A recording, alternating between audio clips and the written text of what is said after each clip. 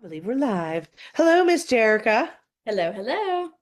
All right. We are a little late today with ROI Live at 5 because we had some interviews and some consulting we were doing and all the fun stuff. So we're a little late, but still going to deliver massive results for you here.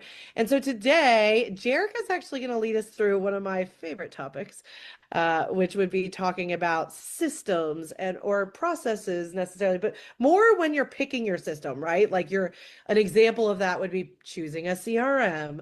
And so, Jerica, I'm going to let you take it away because we only got those 5 minutes. And so, walk us through what you prepared for us today and how you can get a three times return, or make sure that you're not losing something on the back half with the planning because you didn't do it well. Yeah, so I thought this was a great topic today because this has actually come up in three of my consulting calls this week. And it's only Tuesday.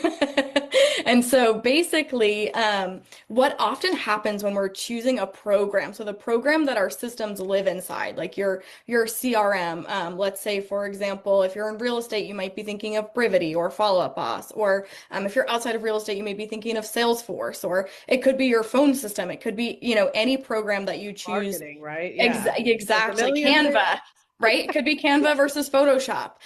Any program that you're choosing to operate your business out of. So often what happens is we just like pick one that someone tells us is good, that they're using, that works for them, and we just go for it and try to implement. And then what ends up happening is it doesn't actually do all the things that we need it to do. And so this is actually just a super quick process that you can do, a couple questions you can ask yourself before you choose a program to make sure that you're picking something that fits your business needs, not fitting your business needs into something that already exists. Love And that. so just making a quick checklist, like what automations do I need this program to have? What are the needs of this program, right? I need to be able to customize this, that, and whatever, or I need to be able to tag something in over here. Like, what are the holistic needs that the program needs to have? What are the automations so that you're reducing human error and making everybody's work faster? Does it have to talk to another program?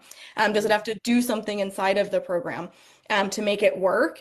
And then what is your business going to look like in a year? And what about 3 years? Is it going to scale with you? Is it super manual now? And if you doubled, the number of clients that you served next year, it wouldn't work anymore.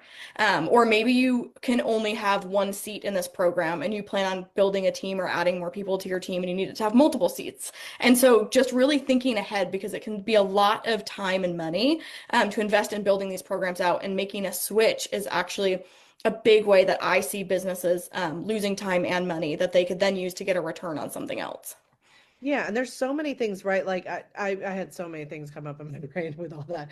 But like, right, like I remember so many clients of ours being like, I'm just gonna use Excel. And every time I'm like, hey, love me some Excel. And what if we grow? Like what, God Right? forbid you have like even just two ops people, right? Then they need to know, well, I did this and then you do this.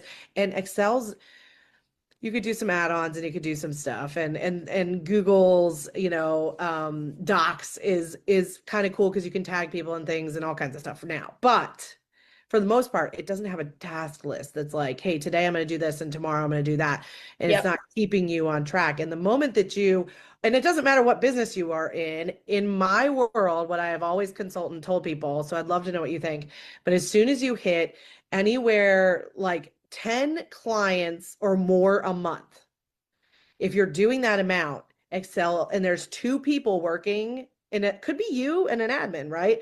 But Hmm. more than two people or more, you start to have a hard time with something like Excel. And that's when you need to go look for that other system. So, we Yeah, named them. I totally agree with you. And that's the thing. It's because then you're relying on your human brain instead of allowing the system to do the thinking for you. Yeah. And listen, 10 a month is, it's 120 clients for the year. So really, it maybe could be less. But what I've seen, like really productive humans can make that work for the most part in the back end. So tell Mm. me, what pitfalls have we seen when we don't do these things? Yeah, Because that's a big totally. part of it, right? Yeah, a really big part of it. So, I mean, if you think about it, if you were just to like add up the number of hours just to even determine a program, so let's say you pick something that you think is going to work and then you decide to pivot later because it's not, that can be up to 55 hours or more of wasted time in your business. And if you were to multiply that by either your own salary, because you're taking some of that time, or I'm sorry, your own hourly rate, Yeah. or someone on your team, like that's a lot of wasted money. And so, I mean, by the time you do research and you do the product demos and and you do the setup and you write the SOPs and you train your team and all of that stuff, it adds up to a lot of time.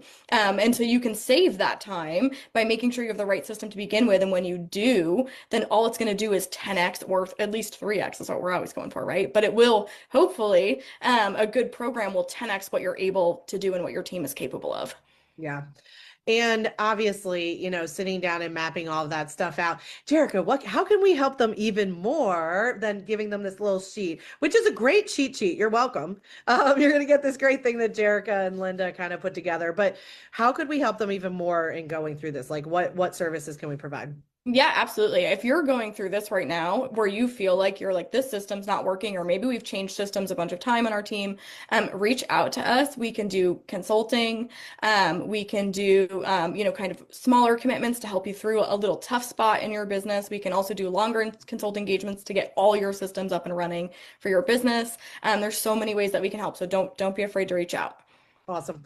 Thank you. This is a big one. Systems are just big, you guys. And so, yeah, if you need help, reach out to us.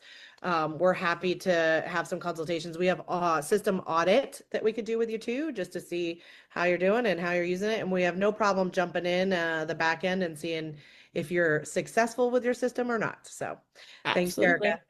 See ya. Bye.